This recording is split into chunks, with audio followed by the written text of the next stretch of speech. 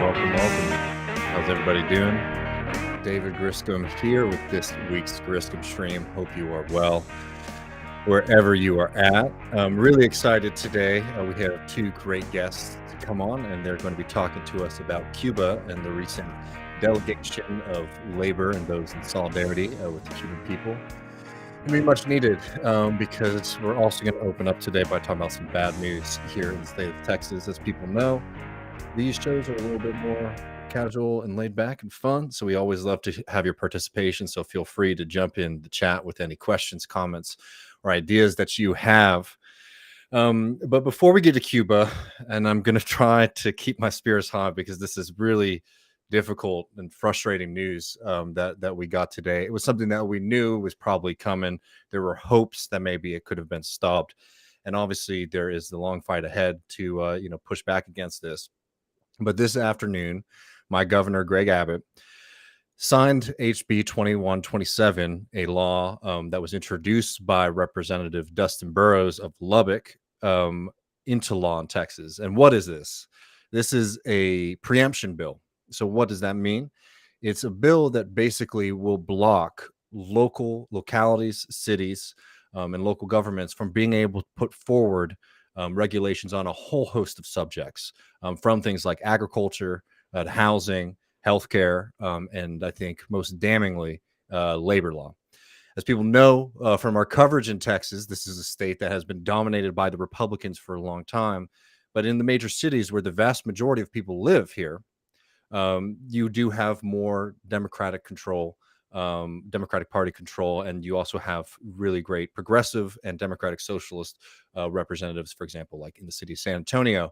And as we fight against the GOP on the state level, there's been a lot of pushes to change the labor laws in the state of Texas because the laws that are on the books are not written in workers' favor, and they have extremely dangerous consequences. What this is going to mean is that workers here who have been able to win things like paid sick leave, also fights for water breaks, they are very likely to be rolled back by the state. And I'm going to play this very quick video explaining this and then talk a little bit about the context before we get into Cuba. This is from local news in San Antonio. Even just a few minutes outside in this heat can have you reaching for a cold drink of water.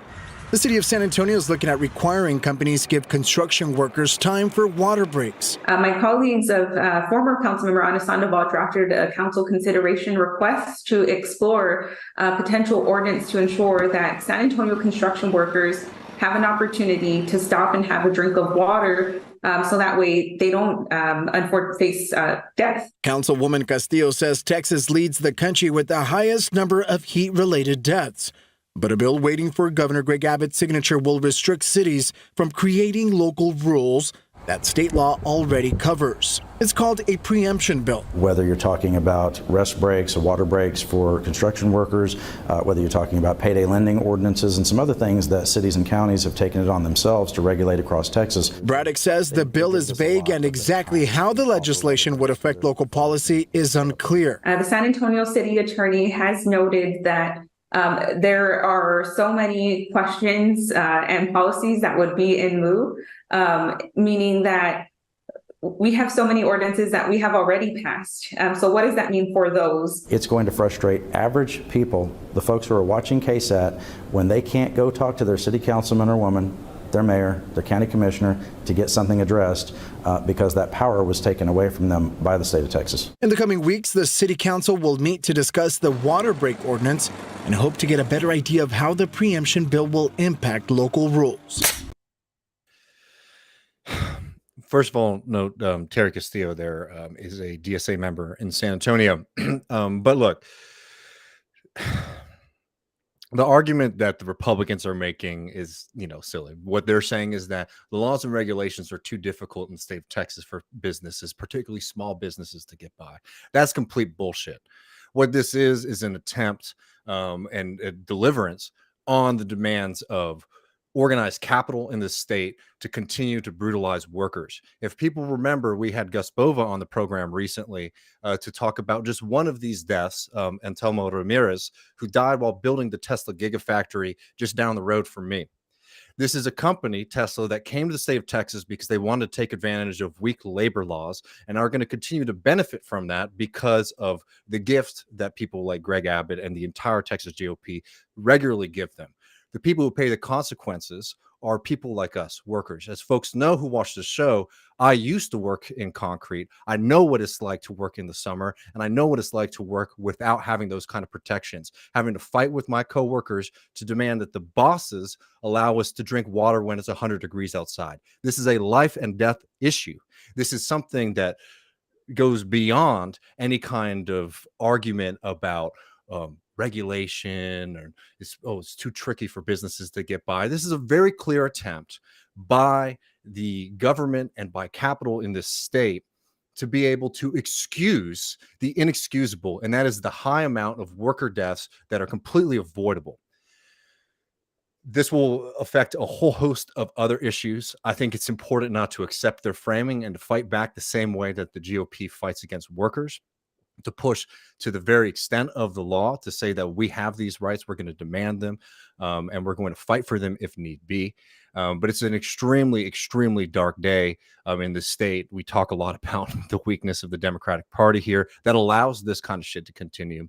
But frankly, when it comes down to it, it's absurd that in the United States of America, we have no protections for workers in heat. There is not a federal standard right now for workers when it comes to working outside in the heat, which is something that has always been extremely dangerous, but it becomes even more so. It becomes even more dangerous as the temperatures continue to climb all across the country. So in the short term, people here, we got to continue to fight back, get organized, get serious, because our rights are under assault. Even things that we thought maybe had been settled or moving in the right direction can be taken away like that. And on the federal level, we need to be pushing for just basic common sense workers' protections that we haven't got from the Biden administration. So we'll have much more on that. If people haven't listened to our interview with Gus Bova on some of the abuses at the Tesla facilities here, you should definitely check that out. Also read Gus Bova's piece in the Texas Observer.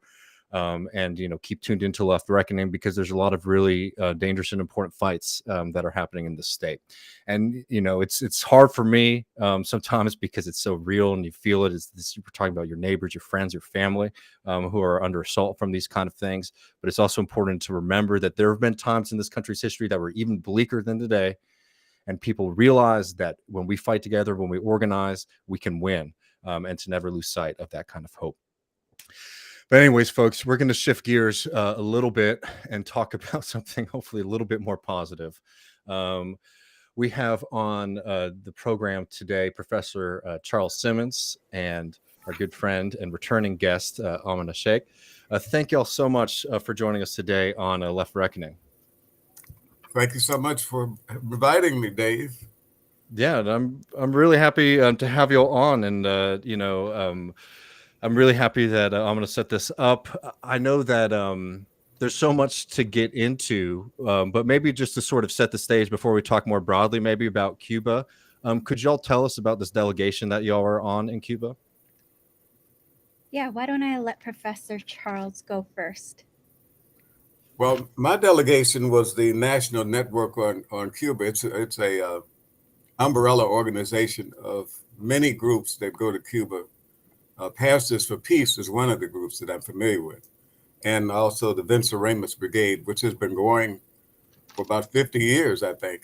Wow. Of course, I had been to Cuba in 1964, in the early days of the revolution, when I was a student at Wayne University in Detroit. I went, in order to get there, it was a secret trip, sort of. We were trying to keep the U.S. to the government from knowing how we were going. We went from Detroit to Chicago to Philadelphia to Paris to Czechoslovakia to Ireland to Newfoundland to Havana, just to get 90 miles from the United States. We challenged the State Department travel ban, and that's they took our passports and also brought us before my group from Detroit were brought before the federal grand jury, saying that we were going to blow up the Statue of Liberty and the Washington Monument. So that was my first experience. But during that time, I got to meet Che Guevara and Fidel. So that was the height of the enthusiasm. I mean, could you talk about that a little bit? How was that meeting? You can't just drop that and not give us a little more.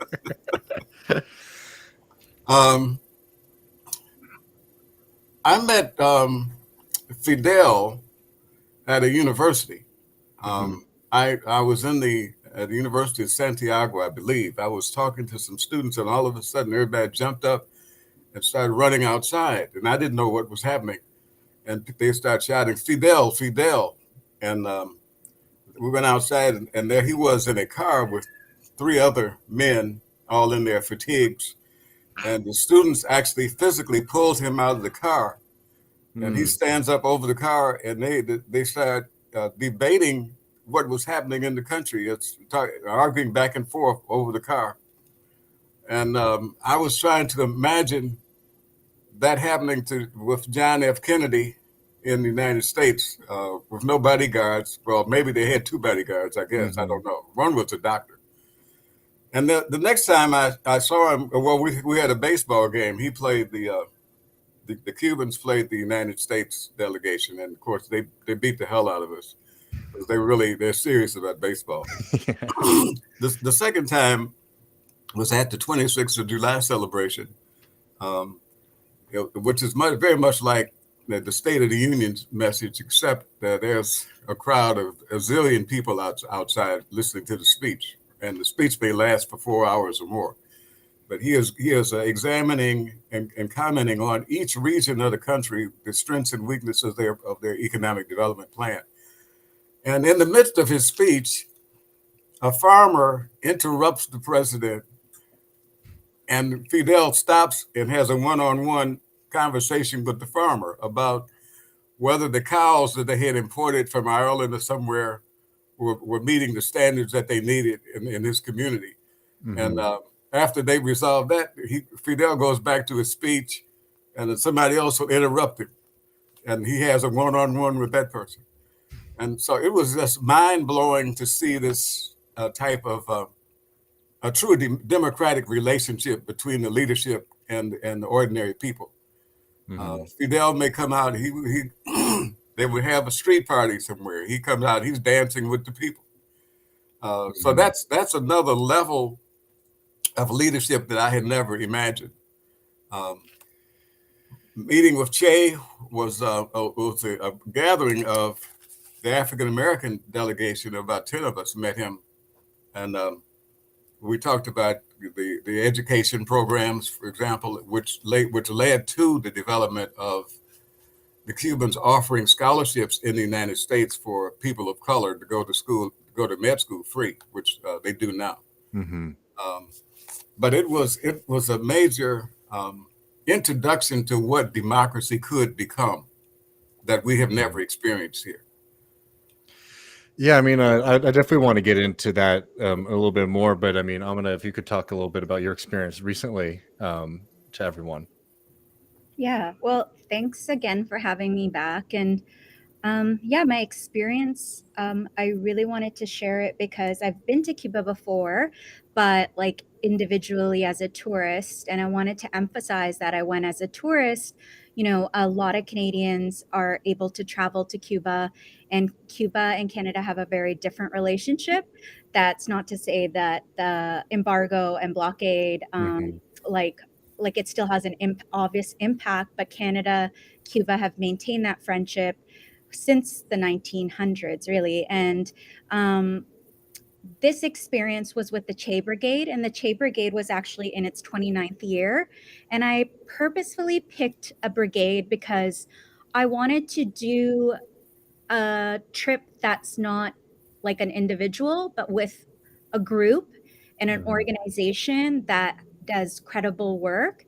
And actually this year I was elected to the Canada-Cuba Friendship Association. So I'm on the executive, and they were very kind enough to give me a scholarship.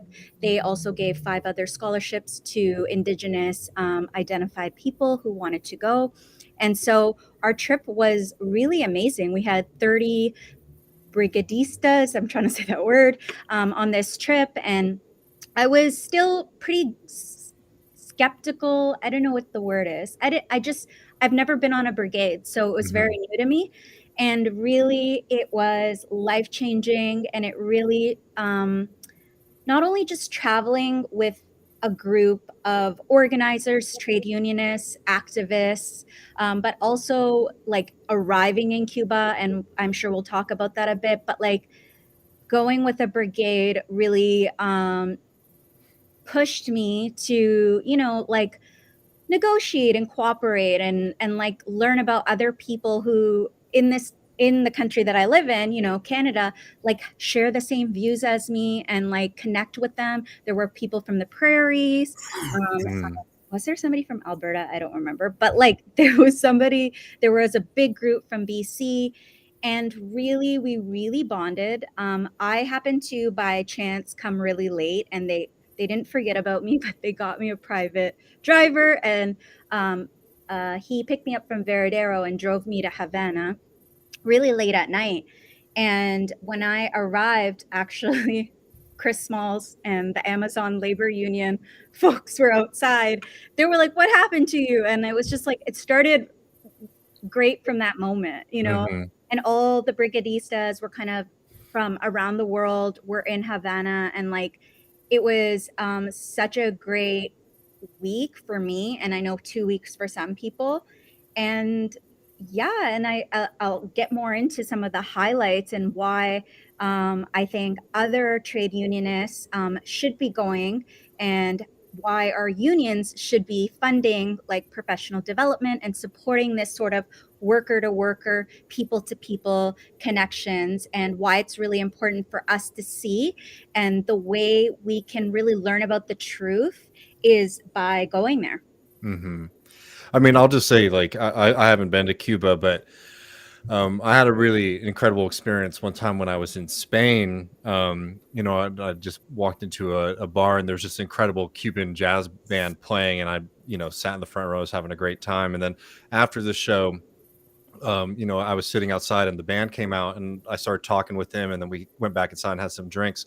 And it was just, as an American, it was just like a really incredible experience, one of like camaraderie and like, friendship in that experience. But also, there was something really tragic about it that, I had to go across the ocean to another continent to meet, effectively my neighbors, and be able to have like that kind of one-to-one conversation with them, because, Americans like have a lot of perceptions around Cuba, but it's very rare that it's coming from like Cubans who are still living and participating in life in Cuba, right? And people are very blocked off from what life is like there. So I'm curious if either of y'all had any thing that you wanted to share to to any they could be Canadians or Americans, it doesn't matter, but like anyone who like might not understand, like for example, like when you land in Havana, I mean, like what is that experience like? I mean, there's like the imagining is it's drab and miserable, and it's a horrible experience, but I think that's very far That's from far, reality. very far from that. Like I like felt very safe, and I felt safe in 2017 too. And I really want to emphasize that, because I know we're all like obsessed with safety, but it's like funny. I don't really feel safe in Toronto, and the trip was really emotional for me because I was born and raised in Toronto as an immigrant, and like as a Muslim, uh, yeah, I haven't felt safe a lot of times, and just walking down the streets and post pandemic. And it's again, these are structural problems. The biggest thing I think our brigadistas and all I think there were about 800 to 1,000 people. I mean, there were brigades from the UK, there was a brigade from Korea. So, you had all these different brigades. And I think the biggest thing we all said was, have you noticed how lonely like our lives are? Like you come back and it's so lonely. And like the one thing I saw in Cuban society is like the affection, the love, the softness that people have for each other. And it's very different from Canada. People are say loving words and speak to you with like words of adoration, and they compliment you, and they really really are a loving society. And the other thing is, it's just like a collective society where everybody relies on each other and everybody does everything together.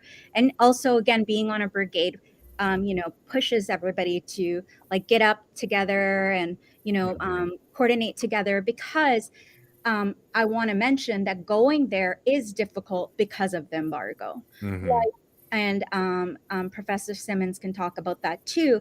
It's like, all the logistics and all like fuel, food, Mm-hmm. right? And Professor Simmons can talk about that too. It's just like people are really struggling with the food scarcity and shortages. And I mean, the lineups were always there. This is because of the U.S. embargo and how it impacts ordinary people.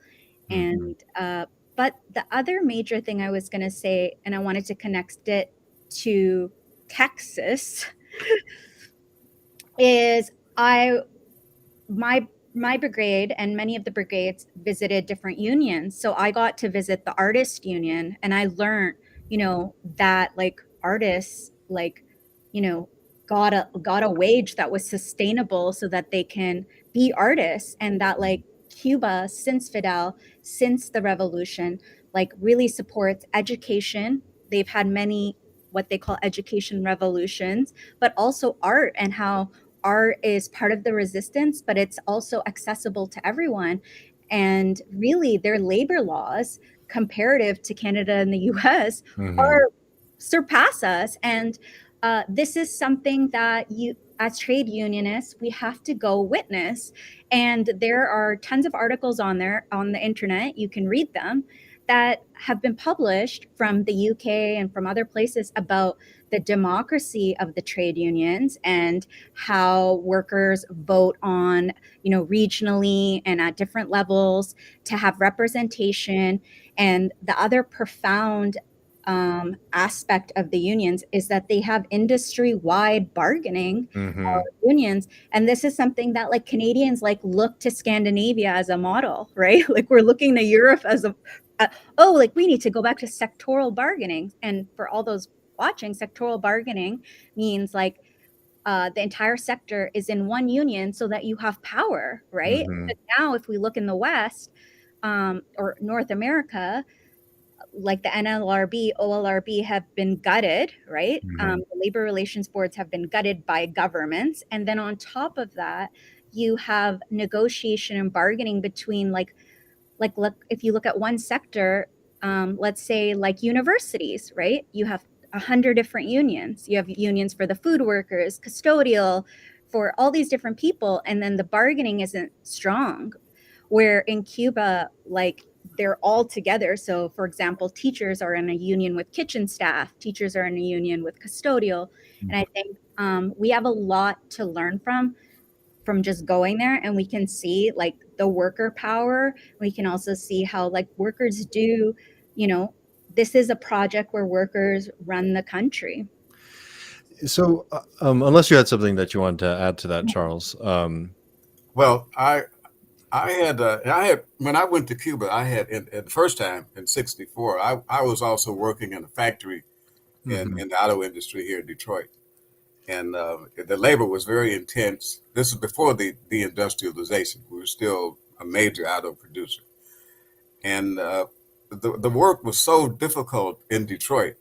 The pay was high, but the work was a Mhm. man killer, and it was. We couldn't stop. You could barely get a break to go to the bathroom. Mhm. And we had, if you ate lunch, you had to sit down where you were and Mhm. eat. And that you got about 15 minutes for that to go back to work. You would be so exhausted at the end of the day, all you could do is go home and just collapse and get back up the next day and go back. In Cuba, we went to visit some factories, and the factory workers would stop working and come over and talk to us. Now that by itself was shocking to me, which that was unheard of in Detroit. Yeah. And they had education going on in the factories because they were dealing with illiteracy. They had a major Mhm. illiteracy campaign because Cuba had a high literacy rate, and as did most of the countries in the global South. and shifting to the education issue. They had a campaign in which they sent volunteers from high school and college and other citizens, went to the most remote parts of the country where the literacy rate was extremely high. And they lived on the farms or up in the mountains with a family and worked during the day. And then at night taught the family how to read and write. Mm-hmm. And they were able to eliminate probably over 95% of illiteracy in about 3 years. And they have the highest rate of literacy in any of the developing countries, and probably as high as we have in Detroit. That was the beginning of it, and they brought students from the poor areas of the country who and gave them scholarships, and they lived in the palaces where the rich people were living in Havana, and went to school free as a result of this literacy project. So this time, when I was looking at the students who are going to school in Havana, I saw the young people from the countryside, all the different ethnic racial groups were going to school, and they looked very healthy and robust. They commented, they said that the Cuban students go to school with backpacks and books, and the American students need to be going to school with bulletproof vests. Well, that's true, although we don't. And in fact, with all the mass shootings in the United States, everybody here needs to have a bulletproof vest or two. So I was impressed with the education developments, and education, of course, is free through the university level. I was impressed with their medical system. First of all, healthcare is free. And I'm 82 years old. So the second day I was there this time, I told her I wasn't feeling well, and I'm going to stay. I'm not going out on the tour today. And the next thing I knew, there was a doctor, a nurse, a paramedic, and an ambulance at my door. And they did testing on me in the hotel room. Then they took me to the hospital. They said that a lot of elders who travel from the U.S.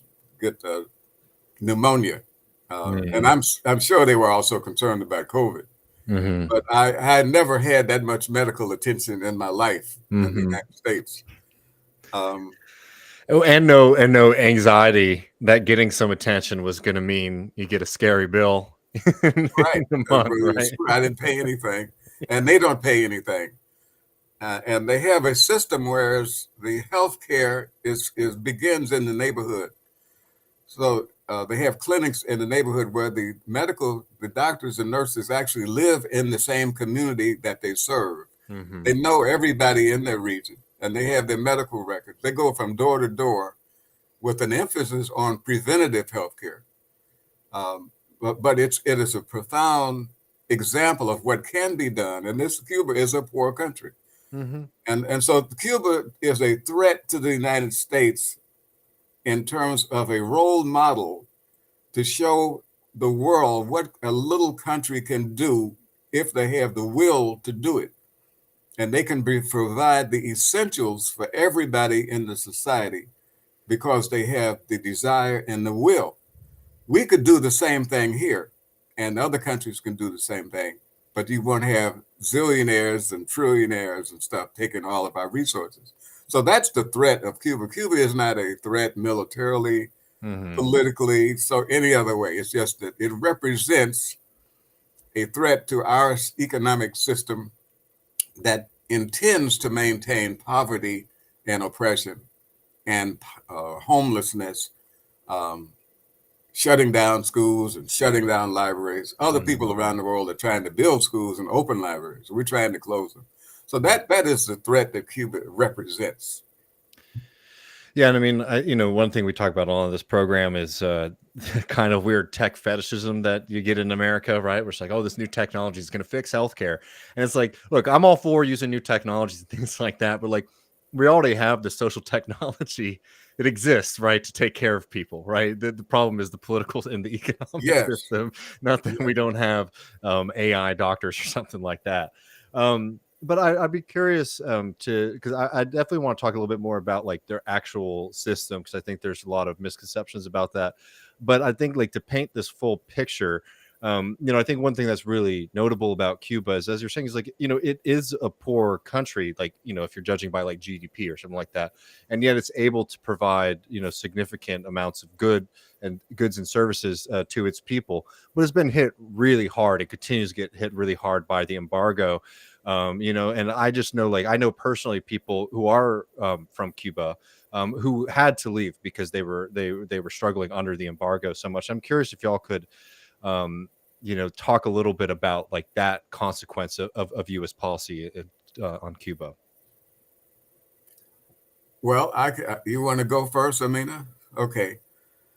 There are tremendous shortages. Even while just before we landed, there was a fuel crisis, and they had to reschedule everything because the buses were not able to travel the routes that they had planned.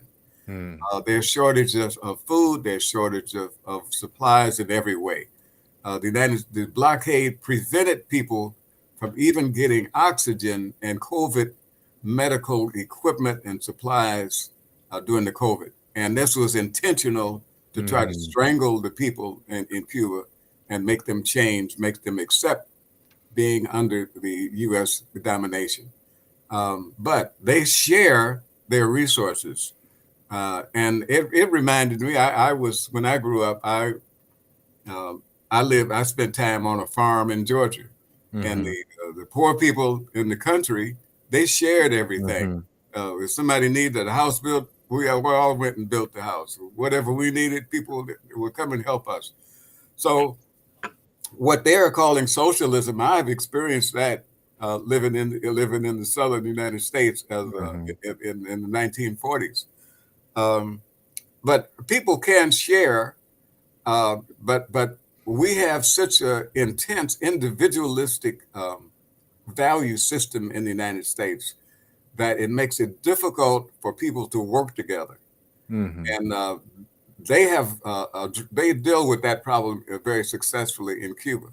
Now, it's true, many people have left, and probably if this continues, many more people will have to leave. And the United States authorities are complaining about the immigration crisis on the borders. Well, the immigration crisis exists because of the devastation that the U.S.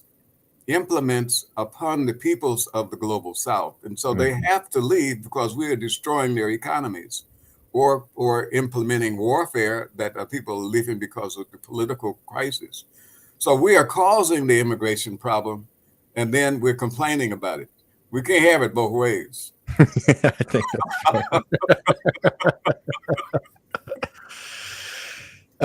yeah, I mean, and like for most of our audience are smart people, so they wouldn't have this kind of objection. But like, if you need to consider like what is happening in Cuba, think about what happened in this country, for example, during the COVID crisis, right? Where like, little shortages can create like big problems in the like economy, right? And like, if you're one of these people who's like, America's so great, well, look what happened here when we had like a slight hiccup in, things that we're able to import into this country, and think about how much serious supply chain damage and things like that. And then imagine having that for, upwards of 60 years on your country. I mean, it's truly a testament to the Cuban system, how well they are doing despite, this continued embargo on the country. I don't think the United States could stand a blockade for 1 month. No. And it's a miracle that Cuba is still in existence as a socialist project, with all that we have done to the Cubans to destroy that economy, to destroy the leadership, and to make them go backwards into accepting a colonial status. But they refuse to do that. And so we punish them, and have decided we want to destroy them for standing up. And it's contagious. The standing up is contagious. It's going on all over the American hemisphere, and will continue to expand. So we have to we're on the wrong side of history. We're always talking about celebrating the American Revolution. but and at one time we may have been on the right side of history, but we are no longer on the people side of history. So we have to change that. We have to eliminate this blockade of other parts of humanity. With the sanctions, the blockade, we're intentionally creating poverty, disease, and all types of social illnesses that are not necessary. It's true. I mean, it's human made, right? I'd just be curious to hear y'all's, perspective speaking with Cubans, right? Because like, as you were just saying, right? Like there's a lot of reason for them to be very mad at us, right? And rightfully so. But like when y'all are able to talk to them, I mean, what I'm gathering is like there was like an appreciation of the solidarity of these brigades, right? That there were, people coming from these places saying that we want to, change the US. Or I'm curious, if you'll had any conversations with folks on that level. I can contribute there. I am an organizer full time in Canada, so I'm just used to talking to random people all the time. And I don't, like Google Maps and all that. By the way, there's not very good Wi-Fi structure, and that's because of the blockade. But so you really have to ask for support a lot there. And I think Charles would agree. Like you have, like even in the hotel, you have to talk to people.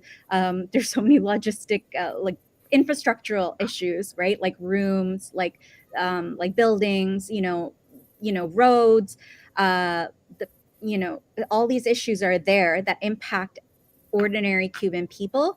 But what's so amazing about them is that I learned within that week, and even before when I came in 2017, they always help you. And we were gonna talk about the impact of the blockade. I really want to be honest. People are really thin, like and I don't know, Comrade Charles here would agree. Like people are very thin, and like the food shortage is there. And sometimes we wouldn't, we had an impact by being such large amount of people coming in, right? So I don't know if they could capacity wise host us this time. And I heard it's not only because of the blockade, but then the pandemic that's happened. Right? So I think Cuba we were talking amongst ourselves, looks kind of the worst it's been because of the shortages and the fuel shortage. But even still, people help you. Like not once did I want to say this, not once did I go hungry. They always fed me. And I went to so many different events, right? I was hosted by the Institute for Friendship, Cuba's institutes, and we went to the Fidel Castro Center. We went to a major venue conference where the president was at, and we were fed all the time. But was there delays? Did things take longer? Yes, but I would say people always help you. The other thing I would say is the conversations I had with people were very important, because I think that like in the West, in Canada, okay, I'll say Canada, I'll stop saying the West, but like in Canada, people talk a lot about things they don't know. So like, it's like you've never left the province, right? And I get it, like everybody has struggles, right? But like, let's say you don't have we lack an education. Like, let's be honest, right? And so not only are we not reading, our government doesn't encourage education. Governments in Canada and the US are like, you said they weren't burning books, David, but like, I mean, they're banning books, right? Burning books, whatever. But like, we're like, we don't have this information, and there people are so educated. Like people knew where I'm from. Like they understand where Pakistan's on the map. They don't put it in the Middle East. They know about Muslims, and they also talk to me about their unions. I would ask tons of questions, and like sometimes they would say, a taxi driver once said, I don't love what my union's up to lately, but he also simultaneously told me that like he has family in like Florida or Miami, and that they hate it there and they regret ever coming to the United States. And that he was sitting next to the driver who drove me to the airport, who happened to be a Black Cuban, and he was I think, white Cuban, and he said, and I don't want to like generalize, but he said to me, we're all the same, and we're all Cuban, and like, you know, America. He also said America should be ashamed of what it did to indigenous people. Like, people there, every time I've been twice, like, blow my mind in terms of the amount of education they have. I don't know what you were going to say, Charles, but I'm hoping you agree with me. I haven't met any of the Cubans who, and I have hosted some Cubans professors in Detroit before I went in my bed and breakfast in Detroit, and they did complain about the food shortage, and they said they were not getting enough. And I had an opportunity while I was in Havana this time. When I didn't go out with the tour, I stayed in the hotel and ate lunch with the hotel workers, and so I got to see what they were eating. And I would say it was really the equivalent of what I have seen people eating in the other parts of the Caribbean. I mean, beans and rice, chicken, pork. Now, it's probably not as much as they wanted, but everybody gets their share. And the children get first, they are privileged to get more and everything that they need first. Now, on the other hand, you don't see overweight people as much in the global South as you do in the United States and in the West, in the rich countries. It's rare to see people who are really obese, like we have become accustomed to. And that's not because we are healthy, it's because we're eating bad and toxic food. And so it's really, our weight is often a reflection of the poor poverty in an ironic way. Yeah. Yes. So I don't know how to judge that. But I never heard anybody say that they were against the American people. They complain about the U.S. policies toward them, the blockade, the sanctions, all types of restrictions that are increasing. Trump added 242 additional sanctions against the Cubans to try to prevent any loopholes, any type of financial transactions that they can make in the world market. They try to close every possible door so that they can completely strangle the population. But it has not been successful. And so I say it's a miracle that they are still in existence and continue to spread their ideas about what humanity can be. So I would say that it is strong in spite of all that we do and all that we have done and all of our negative intentions. And I would say generally, many countries, and I worked as an international correspondent in the 70s, 60s, and 70s, and so I travel a lot in Africa and the Middle East. And so I've seen the type of poverty and the type that exists where you have in most countries, there are always large numbers of people that will follow you around and begging for money, begging for anything, because we have disrupted the colonial policies have disrupted their economies. But I didn't see that in Cuba. I didn't see any homeless people. I can't say they don't exist, but I didn't see any, and I've seen them everywhere else I've been. Yeah. And you can't disguise all the poverty when you have it. You know, even in the United States, we can't disguise the poverty here in Detroit and California. So there is something going on that is overwhelmingly positive, and we are afraid. The monster is afraid of David. The Goliath is afraid of David in this situation. But I don't think that I think that they definitely appreciate the solidarity that we have shown, and the people from all the other countries. I saw people from many countries in South America, and they really look up to and respect what the Cubans are doing. I mean, as they should. And like I just want to bring up that distinction because I think there's been a kind of negative, pessimistic trend in the U.S. left of when it comes to solidarity, where like they want to sort of speak for the global South, and they do, and the way they do that is not by necessarily trying to spread solidarity and build movements here that can fight against the imperialism that the U.S. does. They do it by doing this kind of weird antisocial excuse for hating their neighbors, right? And they blame like the American people, their co-workers and things like that for American imperialism. I think it's a really negative thing, and I just wanted to bring that up because you see this a lot, and I don't know if it's maybe just an online kind of cultural thing that people do, but I think it's not very reflective of like what our comrades in Cuba think or our comrades in Bolivia think when it comes to like the U.S. But I wanted to talk a little bit, if y'all don't mind, before, because I want to talk. I mean, there's so much to get into. I want to talk a little bit in a second about like the union structure and things like that. But like Cuba has gone through pretty significant changes politically in the past few years. There's a new constitution, obviously a new president in the country. I mean, did you get any sense or have any conversations with people about some of these shifts and changes politically in the country with folks when you were there? I don't know about the structure as much. Probably Aminah knows more about that.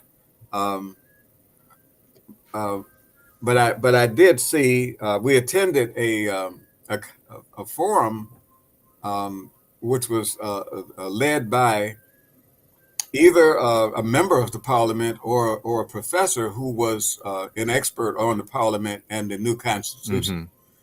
Mm-hmm. And he talked about a lot of the mechanism that went into creating this new constitution. It took several years, and it was a super democratic process. Mm-hmm. I mean, they began at the neighborhood level. Practically everybody in the country they debated and discussed all the issues in the Constitution from the ground up. It wasn't simply some political leaders making these decisions. Everybody, I think, the people who voted for us was about 90%. Yeah, it was massive, if I remember correctly. Yeah, very high, and but everybody had an opportunity to have an input in what, and they also created the a family law dealing with the gender issues that we're dealing with. Mm-hmm. And they decided that a marriage should be between two people. They don't say that it has to be a male and a female, or what the gender has to be. So that liberated and addressed the issue of the gender discrimination. But it was impressive to me to see that everybody in the country was participating in developing a constitution. And then also, you don't have money in politics. Members of parliament don't get paid, period.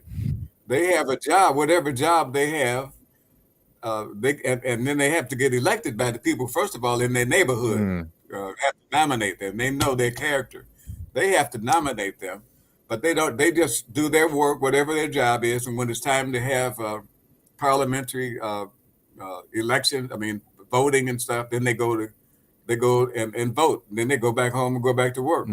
So there's no stealing money or running off to Cancun when the power goes out, like my illustrious senator did, right? Right. And interestingly, that used to be the way it was in the United States.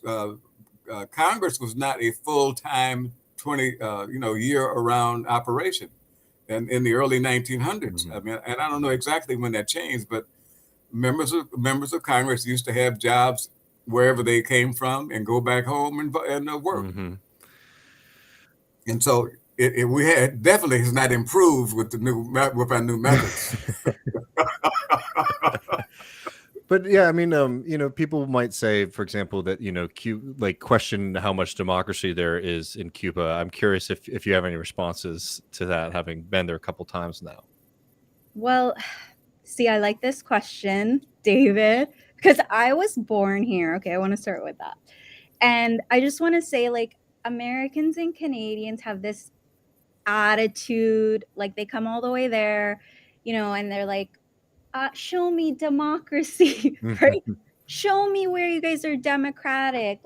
And it's like, well, okay, I want to challenge you to think why is your government, along with industries, like look at the Amazon labor union folks, they came all the way there. And like Chris Small said, like, not only do you have industry, the NLRB, like legal systems fighting workers, in America, obviously the same situation is where Americans just can't understand that, like, what am I trying to say? Americans can't understand a society that's not run by capitalism and where corporations and industry run everything from education to technology to biotech to everything is run by these monopolies, where in Cuba it's just radically different and they can't understand that. Like, it still blows my mind that, like, when I come to Cuba, I see beaches aren't owned by anybody. Right? Everybody has access to it. When I come to the United States, I can't even go to some docks, right? Like, even in Canada, you can't, you go up north and you go to places, it's like, oh, that's private property. Everything's private property, right? So like, we really need to stop sometimes looking as educated people and wanting to get education, stop always looking at things through that framework, because then you can go to a space and open your mind and listen to workers. And that's why I say worker to worker solidarity and people to people, like these people to people delegations are so important, because listening to the artists in Cuba who are in a union, I'm like, okay, well, that doesn't even exist in Canada. Okay. And only rich people are able to go enjoy the arts, right? Galleries are owned by rich people. Like, that's radically different. And then the fact that all workers have access to some form of pregnancy leave, and the family code just brought in parental leave. You don't even have that in the United States. No. So we need to look at these actual policies and, like, get away from this obsession of these concepts of like democracy in this high place, because you should then start from your own country and be like, well, do we even have democracy? Because, of everything that has happened over the course of the pandemic, in Canada alone, like, people didn't even have access to a vaccine for a very long time. Everything is, people can't even afford homes, right? So we really need to look at Cuba in a new way and open ourselves to learning about something in a genuine way. And then we have to look at trade unionists who, like Chris and like others, who are coming. And it's like, also, when we talk to you about these things and we're doing these debriefs, like, what is our, like, people also, I don't know what it is. Like, I don't know, like, they want to be like, what do you know? Like, what, like, I don't know where I'm going with this, but like, what do you know? And it's like, what is my genuine, like, interest to, like, support Cuban people, other than saying that I believe in internationalism and I believe in solidarity. And I believe that it's actually a success story, and that others should take time and go. And if you are in a union, whether you are in steelworkers, whether you are in La Una, whether you are in construction workers, look into departments that do political education. Some unions have a history of solidarity work.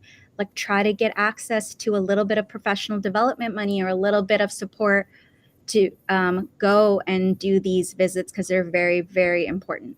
Yeah, I mean, I think we might open it up for in the last couple of minutes to see if anyone in the chat has any final questions. But could you talk about, like, the specific work that was being done by these brigades? I mean, I know y'all were seeing the country, but, like, what was going on there on the day to day? One of the things our brigade did, at least I went with a group of young people in their, most of them in their 20s, even teenagers. One of the leaders of our brigade was an 18-year-old woman, a brilliant, excellent leader. And I was just really amazed by the quality of the young people who were in that trip. We have a problem with our unions historically in the United States because of the fact that they can't work together throughout the industry. So we don't even have solidarity within the United States between unions. I mean, the steel workers don't help the Teamsters, don't help the UAW. So we've had attempts to change that, but the government has, has stopped it. Mhm. So it would be difficult. And in addition to that, our unions, unfortunately, and I've been a union person all my Mhm. life. I grew up in a union house, and so I have a serious commitment to trade unionism. Um, but we don't reach out to support the community where the union Mhm. resides, Mhm. and so that's different in Cuba. I mean, totally opposite. So we need to be building solidarity in the United States first, and then reach out to other countries. I mean, the imperialists don't recognize any boundaries or borders. We don't. We shouldn't be recognizing any kind of borders. We should build solidarity throughout our unions, in spite of the law. We have to fight to change that law, Mhm. those laws, and support one another and support the communities where we are based. We need to adopt that community and lift up the people, address all the essential issues in the community, the housing, the health care, the education. Uh, Not only the unions, but I'm active as a Christian revolutionary. Mhm. I believe that the churches need to be involved in lifting up the communities wherever they reside, not simply taking in money, but being involved in service to the people everywhere. Mhm. And that's my religious commitment. And so people practice religion in Cuba. I was told, before I went, that well, communists don't believe in religion, and Marx said religion is the opium of the people and all that. Well, that's a lie. One of the first young people I met when I first went, she told me she was a Catholic and also a member of the Communist Party. I said, well, how could that be? Because I was brainwashed to accept the lies that I was taught in the United States. And our media, when it comes to international affairs, our major media basically is a mouthpiece for the State Department, whether that's the New York Times, Wall Street Journal, Washington Post, any the big networks. They represent. They ask first. They get permission from the State Department. Can I say this? What should I say? And that's what we get. And Mhm. so we think we're getting some diversity with that by reading or listening to multiple stations, the mainstream media, but we're getting the same crap from all of them. Mhm. So we need to be following stations or programs like this, the alternative media, all over the country, that the independent media that are trying to be honest and tell the truth. Mhm. So that's the problem that we have. We are conditioned to think that we are not supposed to be involved. The ordinary person thinks they're not supposed to be involved in any way dealing with international affairs. Mhm. Mhm. Well, that's supposed to be left for the experts and the rich people and the highfalutin government officials. But if you could understand how gangs work anywhere, the Crips and the Bloods, the Mafia, you know how one gang controls this side of town, another gang controls others. That's what international affairs is. Yeah. So the biggest gang with the biggest guns, they make the rules. And that's what that's our policy now. No, and that So we have to change that. No, and I think that's important. I mean, Cuba really shows a different model. There's like bad discourse in the US right now about like popular education and public education within the working class movement that, workers are uninterested or even worse, sometimes incapable of understanding these things, which Right. is so backwards thinking. It And you drives can't me nuts. understand it because of the lies they're telling. They're very confusing, and they're using language that nobody Yep. understands. If they told the truth, people would understand it And the first thing that easily. they do in Cuba is like raise the literacy rate too. You know what I mean? Like, Right, and not just right, so people can read Marx and Lenin, but so people can read Shakespeare and literature and all these things, right? To enjoy right. the full fruits of humanity. I turned on the television in the hotel, and I saw about 10 different countries' programs. Mm-hmm. I saw no commercials. That was the best relief I've had. I Not bet, having yeah, I'm people sure. telling me what to buy. Uh, No commercials for 90% of the program is no commercials. lawyer commercials or heart medicine stuff. I don't, unless you had something to add to that. I know there's a couple questions in the chat. I'll wait for the questions. I like your audience. I No, see the them. audience is great. So y'all get these questions in. I'm going to translate this because it's a little long to read the whole thing. But The just and thanks so much SRD Law PLLC for asking this, but they wanted to ask if y'all got any experience with this, and maybe you did in your conversations, but like in the US right now, like there's a lot of big fights in politics, particularly around, I don't know, wedge issues or cultural issues, and they were just wondering, in your experience, like what is the discourse like, basically, like what are things that maybe people are talking about and considering, maybe compared to an American or Canadian group? And that might be a difficult one to answer, so if you don't have anything, no worries either. That's a difficult one. Yeah. I have to think about Yeah. that. No, but it's a good question, but I don't know if we're focused. It is a good question. It's very important. I think people that, because I was in the group and I went around with that group, which was organized. So we had focus on the healthcare, focus on the labor, focus on education, focus on housing, and 85% of the population lives in a family home. You can't evict anybody from a house. The whole that each generation is responsible to the other generation, and in that home. So the conversations that I heard among the people I met was about the issues that we were addressing in these structured forums. So the only time I had to talk to people outside of that was in the hotel, and they also were focused on essential issues, but they had a wide knowledge of what was happening in the country and what was happening in the world, which is completely different from conversations that I have with ordinary folks in the United States. Our discussions, first of all, is about the danger of living in the city. I mean, how many people got killed that day?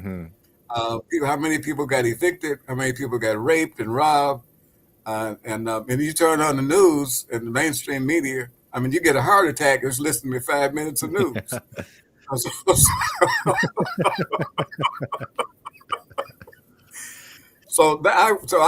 I didn't talk to a lot of people outside, unfortunately, on this trip. But the people who I saw in the gatherings were generally focused on the serious business. Now, they also have a lot of community type of entertainment. There are community centers where they have they train young people in the arts, music, just about everything in the neighborhood. So this is something that now we have a problem right here in Detroit. There's nothing for young people to do. And when I was growing up, we had community centers, we had roller skating, we had dancing for kids, we had all the sports, and the schools had all these things and space for it. Swimming in this public schools, they have cut all of that out. So the young people are hanging out in the streets and getting into trouble because they don't have anything else to do and they don't have any jobs. So I didn't see that in Cuba. Everybody had something to do that was constructive and building relationships with one another, face to face. And you see families walking around in the street together in what appears to be a very harmonious relationship. People holding hands, old couples walking around holding hands. You see that sometimes in the United States, but it's not the norm. So I wish I could answer that question better. No, I mean, I think that's a really great answer. I think what sort of what they're getting at, because I think, one of the things that's really dark and difficult in the US right now when it comes to organizing, both like around socialist politics and the union organizing, is like the destruction of the social spaces, right? And like, Margaret Thatcher's famous quote, like, there is no society, there's just like individuals in the family. Unfortunately, in a lot of ways in this country, at least, like we are living in that world, right? Where like community and social spaces and things that aren't just like commodities or, not going to a bar, basically, those have really declined in my life. And it makes it difficult because like I'll read with, a lot of jealousy sometimes about some of like the early socialists and union organizing in this country. And like, if they want to go to a small town in Oklahoma and want to start organizing workers in that community, they knew where they were because people were in bowling leagues or, all these different social groups, and that has declined dramatically in this country. So It it's a really has. important thing, not a small thing, actually, like the commitment in Cuba to like building community spaces for people, I think. Mhm. For sure. Well, yeah, I think we're getting close to wrapping up. There's just so much on the table. I want to throw to you all if like there's any lessons or any ideas or things that you want to make sure that the audience gets, both about Cuba in general or your experience there, because unfortunately, an hour I don't think we'll be able to to paint the full picture, but we can get close. I think that we in the United States who are involved in social change projects, we have to learn to build solidarity within the United States among ourselves. The environmentalists don't talk to the people who are trade unionists. The trade unionists don't want to talk to the folks in the housing issues, and the healthcare workers are not working with the people dealing with climate change. We have got to work together because the folks who are opposed to all of us are united against all of us. And we don't have the luxury of being individualistic in this situation. And as the U.S., is the de-dollarization taking place, the BRICS countries are rising. That means that the United States and the other Western capitalist countries are going to be struggling to survive in the way that they used to. And they're going to have to begin to exploit the local populations more than ever. So there are going to be major cutbacks in our social services and in our necessities. Social Security, it's on the chopping block. They don't want to admit it, but we're going to be facing third world conditions in the United States increasingly, and so we're going to have to work together for our own survival and quality of life here in ways that we haven't experienced probably since the Great Depression. Yeah, I was going to also just echo what Professor Simmons is saying, is that, for our own survival and the survival of like our communities and what's left of our communities, and we need to be building solidarity between unions, between organizations that exist, between faith-based groups. That's right. Charles said he's a Christian, I'm a Muslim, and the only way we will learn is by having these conversations. And that's why I really believe in it as an organizer and as somebody who believes in internationalism, because these companies, these corporations, our bosses, these landlords are global, right? They're cross-border. And in order for us to overcome, we need to understand each other and build solidarity and really work together to get the justice and to make gains, and we will be successful. And Cuba is a model of success, as we've talked about today. And so I really, again, encourage people, if you can go, try to go, try to draft or ask for permission, or don't ask for permission, but go there and witness it, because it's been life-changing for me. Well, so I think that we might be wrapping up, but in the last minute, if I'm sorry, folks, we're not gonna be able to get all the questions. A bunch of them came in really late, but one question somebody asked, and I wanted to sort of broaden it out, is for anybody who's listening today, who might be interested in doing more solidarity with Cuba, if y'all have any suggestions about maybe where they could go, particularly if they're a union member or something like that, and then also, one of the people asked the question more broadly, if there's any organizations both in the U.S. and Canada that maybe people should be checking out their work to enact some change. But if there's anything y'all want to shout out, direct people to, we'd be happy to share it here. Yeah, I think through the U.S. Delegation was through the National Network on Cuba. They have an extensive list of all the different organizations, and really locally, there's so many organizations. For example, I've been going to Minneapolis. There's an organization that does incredible solidarity work for Cuba, and as well as community and faith-based groups. There are Pastors for Peace. There are faith-based groups that have been going from all different countries all around the world, and different types of physicians. There's different groups that really have been urging to end the blockade because they see it as, a failure and not logical and inhumane. But for me, I've been working with the Canada-Cuba Friendship Association.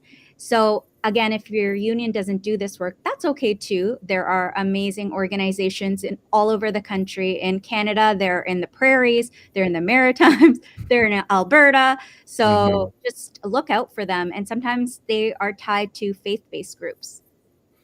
Yes, and on June 25th, there's a national protest that's going on. They're going to D.C. and in most of the big cities, they're going to have protests about U.S. to get the U.S. To eliminate the blockade, hands off of Cuba. So that would be a good place to connect, whatever city you're in. I would just look up the National Network on Cuba and take a position. Those of you in the faith community and in the unions or environmentalists, take a position about how you can reach out and help lift up the human quality of life throughout this planet. The United States is not the world. You know, we are members of an international, the planetary community, and we have to protect the entire community. All life forms are at risk, and we have to stand up for our children and our grandchildren, and try to become informed. Don't just accept whatever you see in the media or whatever your politicians are saying. Try to do some research on your own and look at independent alternative media. No, I appreciate that. I mean, I think it's really important. And though, I mean, like, I hope that everyone who's been listening to the show today and just in general knows that the most important things you can do is to get active and get organized and be, you know, a part of these communities and fight for a better world. Before we leave, it'd be malpractice on the show not to share my favorite photograph of Fidel. This is him when he was visiting Houston, where he was gifted a Stetson cowboy hat, which apparently he loved very much and wore for the entire trip. Both of y'all, thank you so much. It really was such a pleasure and an honor. I'm going to play some music and take us backstage. But for everyone else, we'll be back this Sunday with a bonus episode. We'll be back next Tuesday with a main show for Left Reckoning, where we'll be talking weed legalization laws across the country. Everyone take care and have a good weekend. Thank you. Thank you very much. Thank you.